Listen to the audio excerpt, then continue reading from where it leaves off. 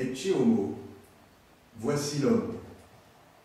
Voilà ce que nous aurions pu entendre après le fameux Habemus Papam, lorsque le nouveau pape s'est présenté au balcon de la basilique Saint-Pierre de Rome. Ecce homo, voici l'homme.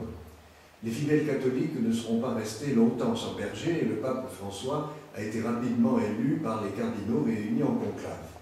À ceux qui m'interrogeaient sur mes pronostics, j'ai régulièrement répondu « J'espère une surprise, c'est le cas. J'espère un pape venu de notre continent que l'Europe et notamment d'Amérique latine, c'est le cas. Alors oui, je suis très heureux de cette élection. » Quant aux prétendus grands spécialistes du Vatican qui savent tout sur tout et avaient fait l'élection avant les cardinaux, ils peuvent retourner à leurs chères études. Ecce homo, voici l'homme. De même qu'au cours de cette semaine sainte, les chrétiens vont réentendre les calomnies de ceux qui veulent la mort du Christ, voilà qu'à peine élue, l'entreprise de démolition du pape François est à l'œuvre dans les médias et les réseaux sociaux.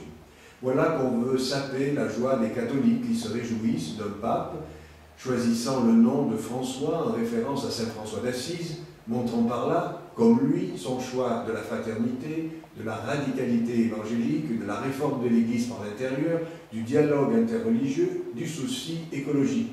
Voilà qu'on le présente rattrapé par son passé sous la dictature, délateur de ses propres prêtres au lieu d'en avoir été le protecteur, fossoyeur de la théologie de la libération, sans présomption d'innocence, sans interrogatoire et sans recherche de la vérité. Pourquoi vouloir enfermer le pape François dans son passé de religieux, de provincial jésuite, de prêtre, d'évêque, de cardinal, dans ce qu'il aurait fait ou n'aurait pas fait, dans ce qu'il aurait dû faire ou ne pas faire? Inutile de chercher à le faire entrer dans nos schémas préconçus. Le pape n'est pas un dû, mais un don. Il s'agit de l'accueillir plutôt que de lui dicter la conduite à tenir. Et les catholiques sont embarqués avec lui, pas en dehors de lui, pas devant lui, pas derrière lui, pas lui sans nous et pas nous sans lui. Dans l'Église, nous sommes frères et sœurs.